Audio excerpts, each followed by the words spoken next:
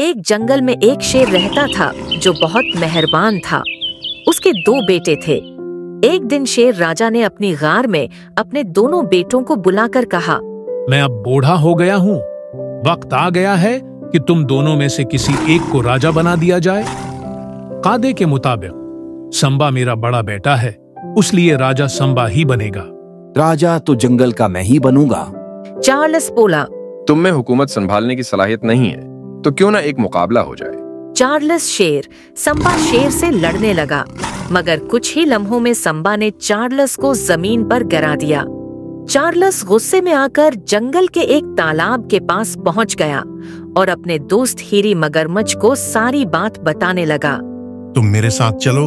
यरी मगरमच्छ बोला। चार्ल्स को तालाब के ऊपर बनी हुई घनी झाड़ियों में ले गया। इस झाड़ी में एक बहुत बूढ़ा मगरमच्छ बैठा हुआ था। हीरी मगरमच्छ बोला, तुम उसे यहाँ पर क्यों लाए हो? क्या तुम जानते नहीं ये तालाब का जानवर नहीं है? ये मेरा दोस्त है, मगरमच्छों के राजा। उसके साथ बड़ा जुल्म हुआ है। उसके वालिद ने उसकी जगह उसके बड़े भाई को जंगल का राजा बना दिया है। उसकी मदद कीजिए। ठीक है, लेकिन बनने के बाद उसको तालाब के बूढ़े मगरमच्छों के लिए खाने का इंतजाम करना होगा। मुझे आपकी शर्त मंजूर है। ये एक जादुई मोती है, उसे निगल लो। जब तक ये तुम्हारे पेट में रहेगा तुम्हें कोई नहीं हरा सकता। चार्ल्स शेर ने वो मोती निगल लिया और खुद को बहुत ताकतवर महसूस करने लगा।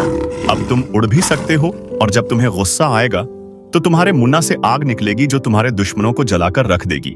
चार्ल्स शेर हुआ में उड़ते हुए सीधे अपने भाई के पास पहुंच गया। इसके जिस्म का कद पहले से बड़ा हो चुका था।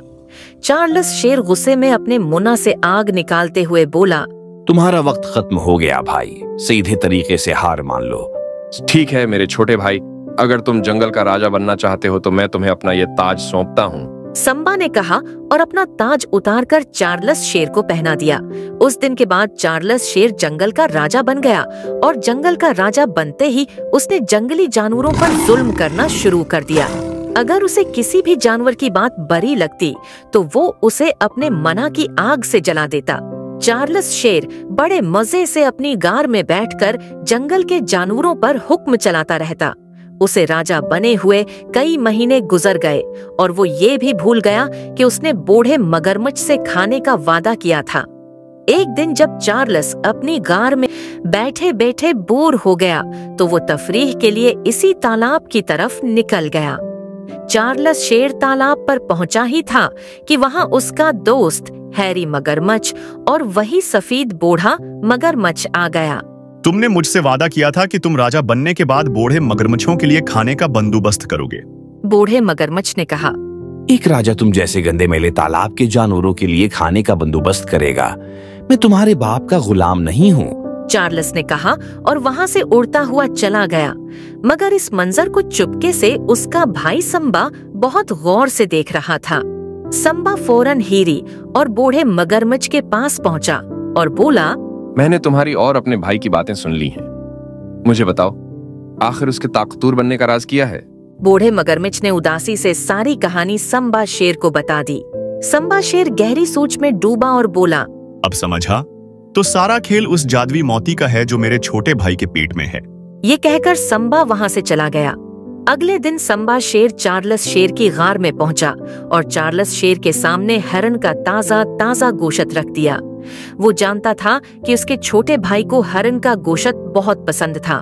चार्ल्स शेर हरन के गोश्त पर टूट पड़ा, मगर हरन का गोश्त खाने के कुछ ही देर बाद उसे बुरी तरह से उल्टी होने लगी। अचानक वही मोती उसकी उल्टी में से निकलकर बाहर आ गया। संबा शेर ने फौरन मोती तोड़ दिया। मोती टूटते ही चार्ल्स शेर अपनी असली हालत में आ गया। असली हालत में आते ही संबा शेर ने चार्ल्स को बुरी तरह से पेट दिया। मुझे माफ कर दो भाई, मुझे माफ कर दो।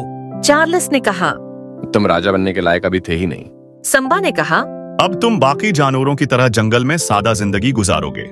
इस दिन के बाद चार्ल्स शेर आम जानवरों की तरह ही अपना जिंदगी गुजारने लगा।